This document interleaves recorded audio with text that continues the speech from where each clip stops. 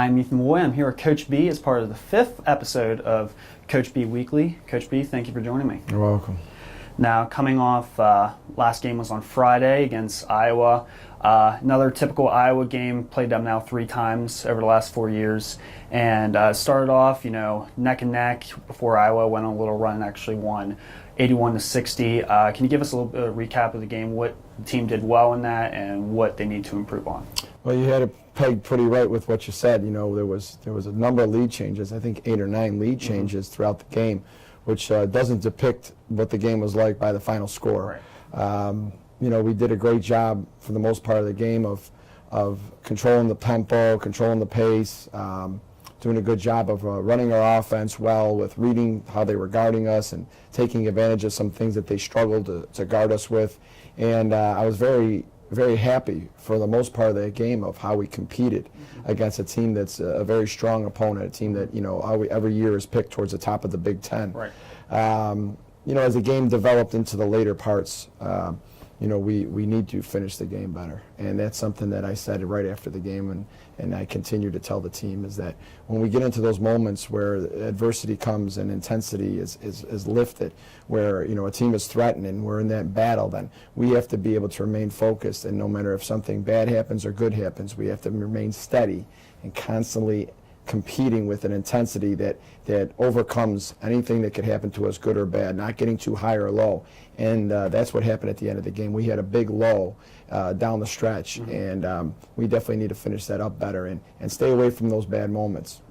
Now, in that game, Nadej Pluvlos, freshman forward, she had a career-high 12 points, doubled her career high of previous of 6. She played well. It was a big moment for her. What did you see from her that you really liked? Nadej is doing a great job of remaining humble and just going through the process right now of learning the game and getting her opportunities to do things. And it was great for her because early in the season, she was very nervous. When she would go out into the court, she was very nervous about doing anything, about moving left or right. And seeing her out there compete at that level, at the Big Ten level, on their floor, and just really go after it and just play a great game. It was a testament to her staying so humble and working so hard. I'm happy for her. And right now she's going in the right direction. As a freshman, you got to always remember that going in the right direction is important because you're learning as you go here. And you don't always have as many minutes as that you've had when you were just playing 1 year ago at whatever level that was. And you got to make the best of your minutes. So seeing her go in the right direction now is great for her because she has the opportunity to keep increasing her role, and somebody that we can count on. Consistency by far is the most important thing that we look for, and she's being very consistent right now.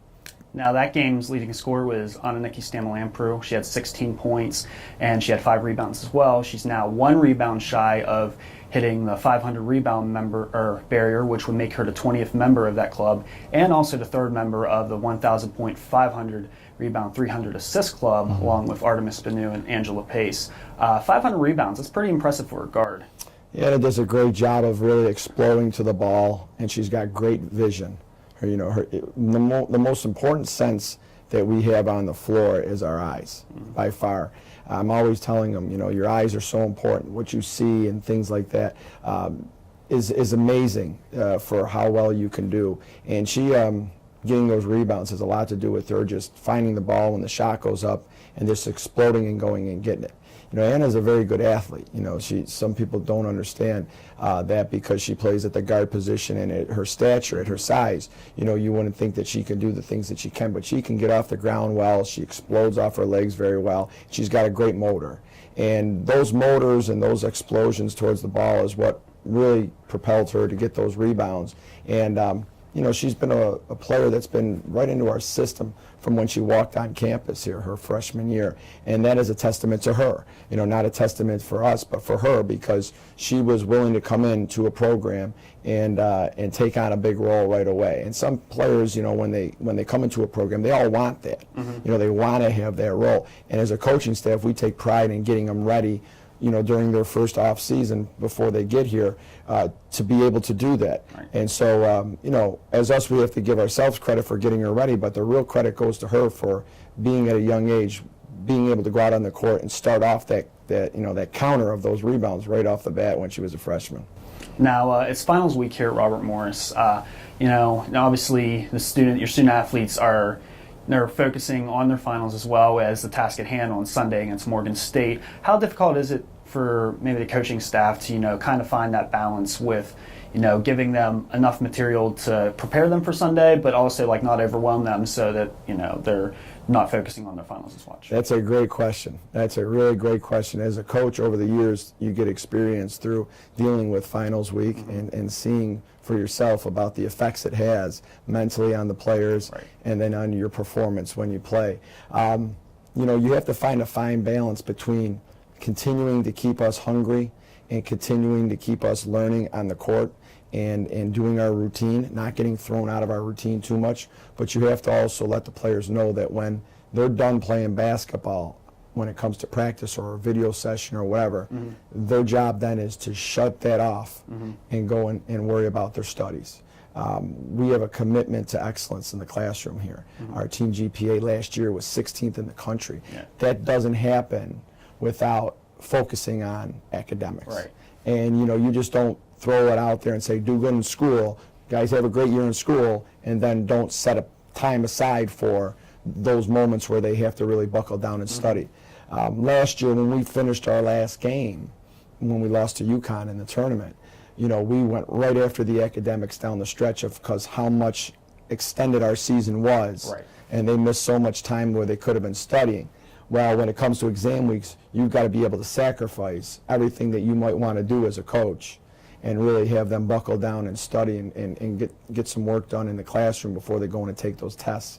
Now, this week is a great opportunity when it comes to basketball-wise to put some new things in, to really go through some situations and things like that in practice, special situations, work on, management of clock and, if you throw a new thing in, a wrinkle in, kind of fitting it in. It's a great opportunity for that because we have a stretch of days here where we don't have a game.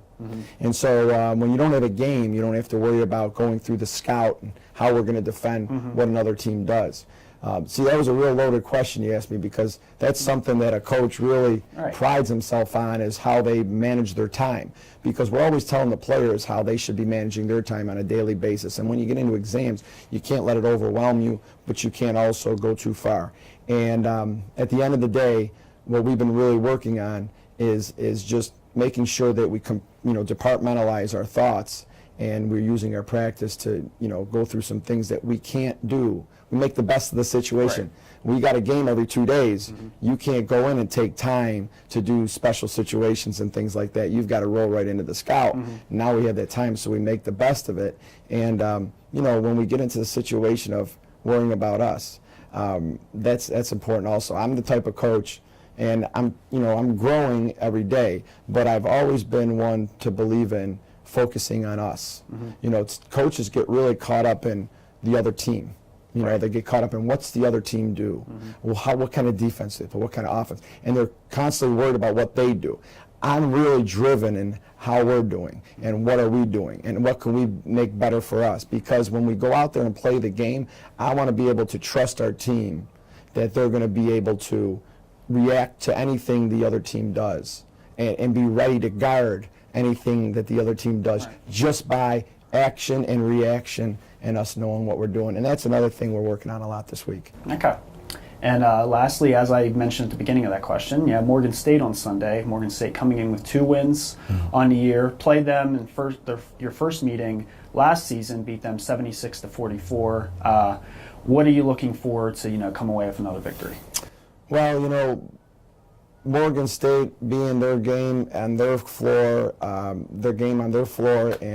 it's like you said, the situation of last year, we were able to beat them. We know that this is a game that obviously they're going to have marked as they saw us last year, and we're familiar with last year's team a little bit. To come away with a win in this game, we're going to have to go out there and we're going to have to do a lot better and get through the bad stretches better than we did it against Iowa.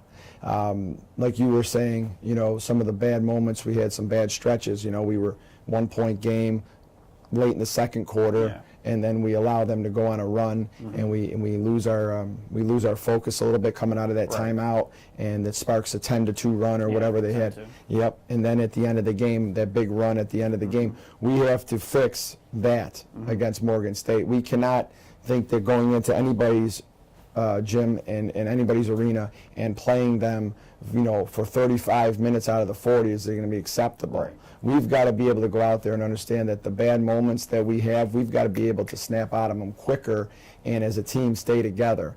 That's what we're working on a lot right now, and that's what's going to make the difference when we go out there at Morgan State. Are we going to be able to grow up and get through those bad moments quicker and snap out of it and continue to compete? Or are we going to have those letdowns? And that's what's going to really set the tone for going into the Christmas break. This is a big opportunity for us to go in with a lot of good momentum, and we can't think about after the game until the game is over. And this week has to be a complete week of focus, and when we have our chances to be out on the floor, when we're not studying for exams, we're dialed into what we're doing here, and then when we have our chance to travel out there and be ready, we should be ready. All right, well, thank you for joining me again, and good luck this weekend. Thank you, Ethan. The Colonials non-conference finale is against Morgan State, as I said. It will be at 2 p.m. on Sunday.